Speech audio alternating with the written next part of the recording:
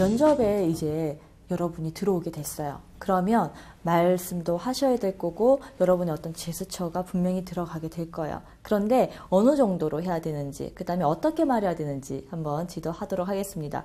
자, 바디랭귀지. 무언에 지금 커뮤니케이션을 하는 거예요. 적당히 절제를 하시고 필요한 부분에는 강하게 어필하셔야 됩니다. 자, 바디랭귀지 말보다 강합니다. 지금 두 사진을 볼까요? 한 분은 그냥 이렇게 말씀을 하시는데 한 분은 어떤 제스처를 취하고 있어요. 예를 들어서 첫째, 둘째, 셋째 이런 이야기를 하는데 첫째, 둘째, 셋째 이렇게 이야기한다면 어떤 게 더 강력할까요? 제스처를 쓰는 게 좀 더 강력합니다. 그런데 너무 많이 쓸 필요는 없고요. 강한 부분에만 쓰셔야 돼요. 여러분이 자칫 불필요한 행동을 하시거든요.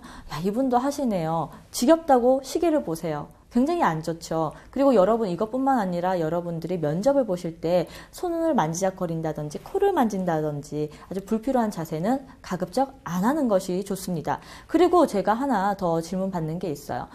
면접을 할 때 여러 명의 면접관이 있는데 시선을 어디로 둬야 될지 모르겠어요. 그리고 제가 질문이 조금 길어졌을 때 한 분만 너무 보는 게 민망해요 라고 하는 경우가 있는데요. 제가 두 가지 알려드릴게요. 시선이 한 곳만 뚜려져라 보면요, 오히려 공격하는 것 같고요. 상대방도 굉장히 불편해요. 그래서 여러분의 시선을 어디에 두는 게 좋냐면 지금 제가 가르치는 손 모양, 미간과 코 사이에 여러분이 두시는 게 좋습니다. 눈을 보시다가요, 여러분이 미간을 보시는 거예요. 그리고 코 정도 보시고 다시 눈으로 올라가셔도 상대방이 인지하기에는 나를 본다라고 인지를 하거든요. 그렇게 시선을 두시는 게 좋고, 한 분만 계속 보는 것보다는 면접관을 여러 분 보시는 게 좋은데 지금처럼 이렇게 활기법을 써보세요. 어떻게 하냐면 지금 면접관이 질문을 하신 분을 보시고요. 다음 면접관 보셨다가 다음 면접관 보셨다가 질문이 끝날 때쯤, 대답이 끝날 때쯤 다시 돌아오는 겁니다. 어떤 건지 아시겠죠? 첫 번째, 두 번째, 세 번째 마칠 쯤에 돌아오는 거. 활기법. 여러분이 기억하셨다가 말씀을 하실 때 저는부터 시작해서 이분도 보셨다가 저분도 보셨다가 다시 돌아오시는 거. 이렇게 하시면 여러분이 어색하지도 않고 좀 덜 불편하실 거예요. 자, 다음은 여러분이 습관을 조금 고치셔야 돼요. 비언어적인 습관 많습니다. 첫 번째 볼까요? 끝말을 흐리세요. 압박 질문이 간다든지 좀 난감한 질문이 갔을 때 자신 없을 경우 여러분이 네 블라블라 이야기하시다가 끝에 잘 안 들리게 쑥 들어가 버려요. 끝말 흘리기는 절대 안 됩니다. 두 번째, 시선을 피하는 거, 아이 컨택 안 하시는 거. 그러면 면접에 충실하지 못하다라는 이런 생각을 가지게 하죠. 심지어 한숨까지 쉬어요. 나 이 시간 너무 불편해. 나 망했어요. 하는 걸 여러분이 어필하시는 겁니다. 절대 한숨 쉬는 거 안 됩니다. 심지어 면접을 다 마치고 나가시는 그 순간까지도 한숨 안 돼요. 면접을 보는 어떠한 장소, 그 건물 안에서도 한숨 안 됩니다. 세 번째, 더듬거리는 거 혹은 뭐뭐인 것 같아 라고 아주 모호한 표현을 할 경우에는 사실 신뢰감이 좀 더 떨어져요. 그래서 뭐뭐인 것 같아 보다는요, 이렇습니다, 저렇습니다, 저는 이렇게 생각합니다 라고 명확하게 표현해 주는 게 좋고요. 네 번째, 여러분 말 습관이 있어요. 그게 하고 말씀을 하시는데 여러분이 이거는 연습을 통해서 조금 줄여나갈 수가 있어요.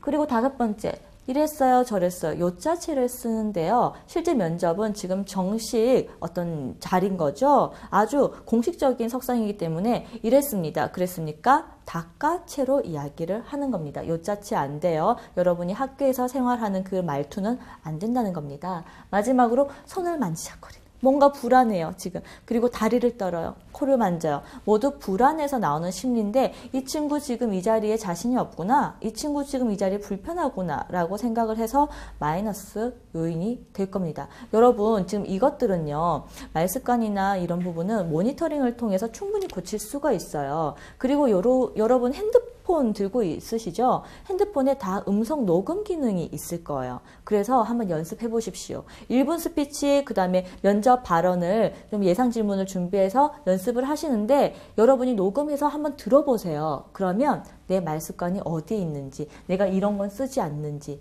다 드러날 거예요. 그렇게 해서 우리가 차츰차츰 개선해 나가는 겁니다.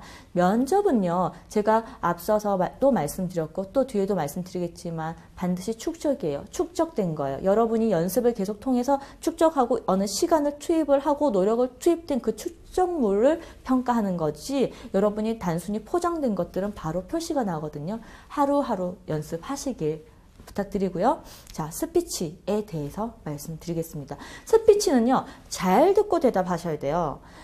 지금 면접관이 무엇을 묻는지 요지를 파악하신 다음에 잘 이야기하셔야지. 그러니까 면접 시간 한 30분 정도 됐다고 하면 여러분이 완전히 집중을 하셔야 돼요. 자, 어떻게 이야기해야 되는지, 또 지켜야 할 요소는 무엇인지 살펴볼게요.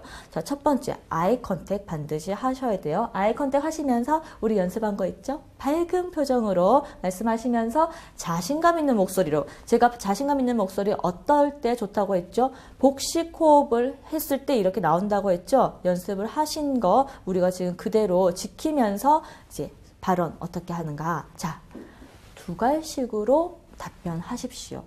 예를 들어서 면접관이 당신은 이 일을 할 수 있겠습니까? 어떤 질문을 하셨어요. 그러면 여러분이 바로 네, 저는 할 수 있습니다. 네, 저는 이렇게 생각합니다. 해서 이야기를 하시고, 왜냐하면 이유를 말씀 주시고 어떤 구체적인 사례를 덧붙여서 말씀해 주셔요. 그래서 회사에 공헌할 수 있습니다. 라고 자신감 있게 말씀하시고요. 자, 일목요연하게 답변하시기 바랍니다. 앞서서 우리가 제스처도 배웠는데요. 자, 여러분은 이 부분의 자질이 무엇이라고 생각하십니까? 했을 때, 네, 제가 생각하는 자질은 첫째 무엇이고요, 둘째 무엇이고요, 셋째 무엇입니다. 라고 해서 숫자를 붙여주면서 일목요연하게 이야기하신다면 굉장히 스마트하고 매력적으로 보이겠죠?